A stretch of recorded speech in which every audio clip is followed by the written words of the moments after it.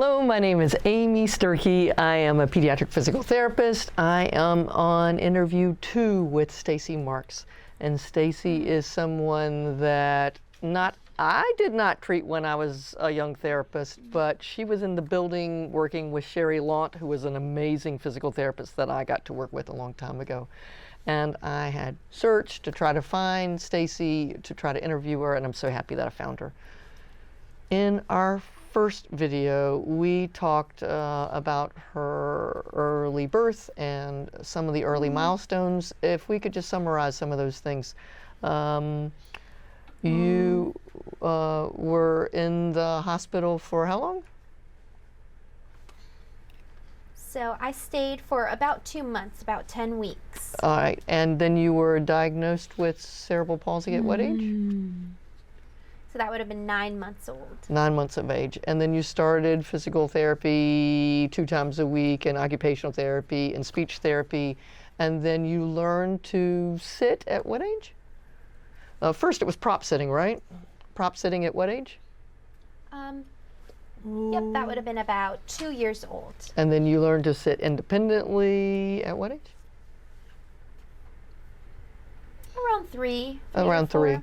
And then you learned to walk in around the same time with Mulholland Walkabout Walker, which was a full support walker. And I think that's as far as 3 or 4, about the same time. Yeah, and I think that's as far as we made it. So after that Mulholland Walker, you got stronger and were able to walk with a different walker?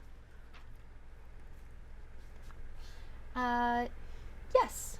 I'm not sure, but I think it was a K Products reverse walker. Is that right?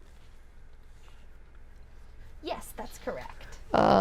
And you were able, a lot of the people I know with athetosis have to walk with forearm supports, but you were able to walk holding on to the walker by yourself?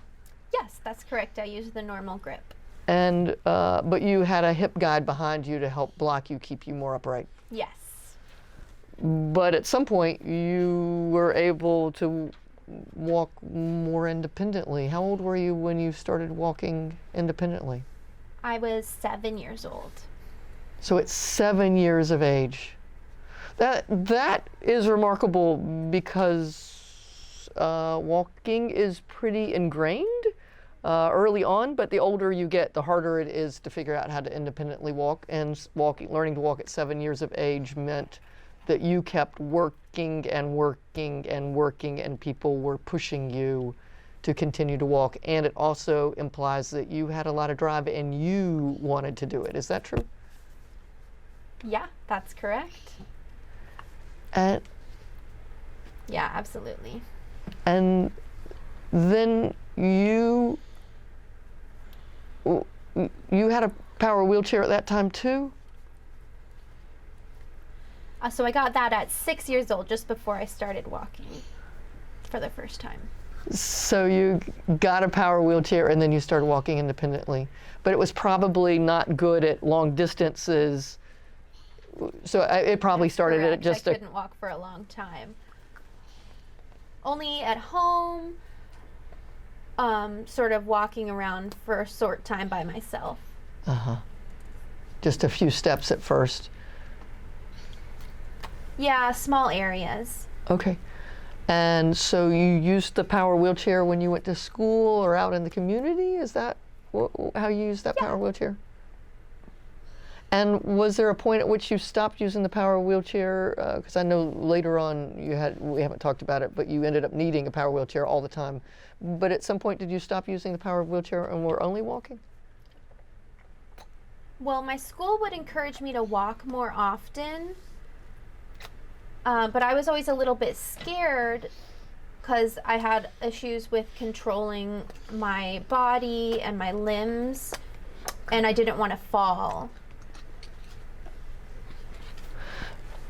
So at school you did some walking too?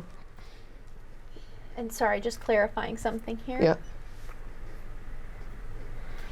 So anytime that I would walk, I would sometimes fall. There was always a risk there, so I was scared, especially outside. So school probably, if you were falling, no school wants people falling, so they were probably wanting you to use the power wheelchair as well sometimes too. But yeah. And did you have a communication device? Because She says, and also in PT, I would use my walker to practice walking. Got it. Along with a stair walker. And I didn't really like the stair machine. You were on a stair machine? Like a...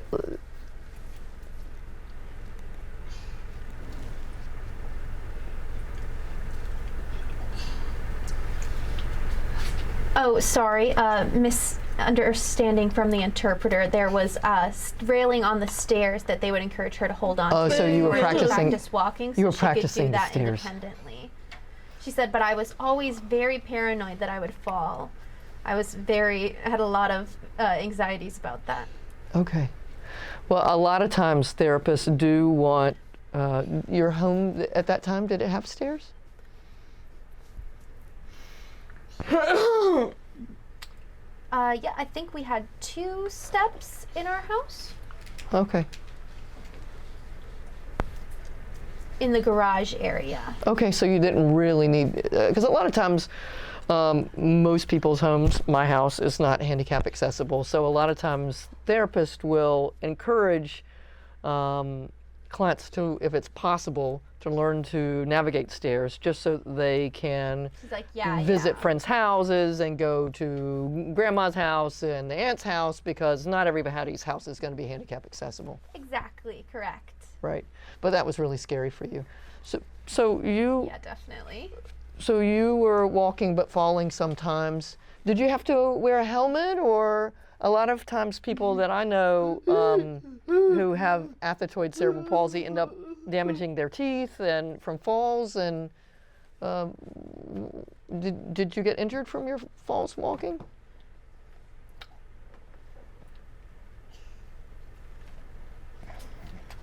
So, well, one time I remember I fell at home and I cut my head and my chin. I still have a scar here in between my eyes somewhere. I had like 4 different cuts. She said, but I never really wore a helmet for anything. Okay. So you were safe enough. That's good. And tell me again how old you were when you got your power wheelchair? I was 6 years old. Did you like having it? Yes. I felt very free and independent with that wheelchair. And the research now is to start looking at powered mobility much younger.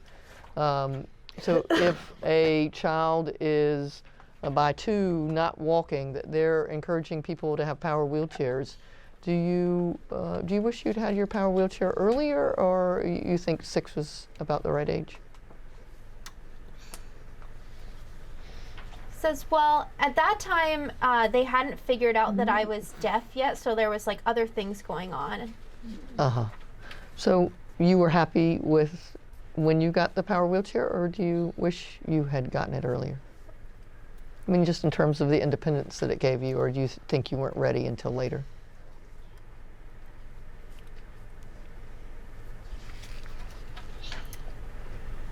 Well,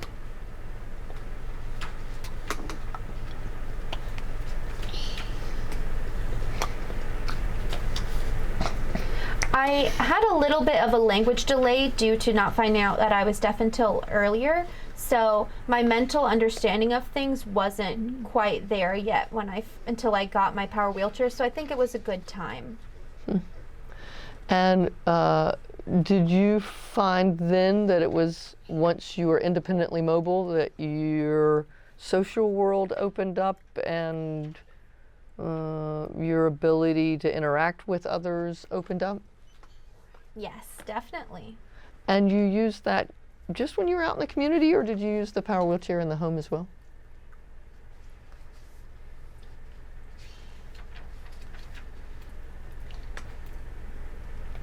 So I didn't use my electric wheelchair at home until I was in high school. Okay, got it. And tell me some of your other early medical history information. It's not uncommon for people who have full body involvement to have surgeries? Did you have hip surgery or spine surgery or hamstring lengthening or rhizotomy or any of those surgeries? It's like, well, so I had some eye surgery for strabismus to correct that. And that's the extent of my surgeries. Wow. So strabismus goes along with athetoid cerebral palsy. It's not uncommon. But the fact that you were able to avoid all those other orthopedic surgeries, again, is a testament to the work that you and your family did and the therapists that did to make you be able to not have to have surgeries. I don't know if you realize what a gift that was, but that is a lot of work that you and your family did. Like, yes, very much so. Especially because of my therapist, Sherry. It's an amazing woman. I cannot even fathom it. I feel like we are just summarizing the last video, and I'm being told that we need to finish up this video. I am just fascinated with your story, and I know it's complex, but I think it provides such learning points for people who might be listening. I really appreciate you being willing to share your life so that people can learn and Yes. And also, one thing I just wanted to mention quickly, I also have some vision issues. So I have 4 different vision problems, and they're all fairly rare. Huh. You have the strabismus? Yep, that's correct. Oh, what other ones do you have?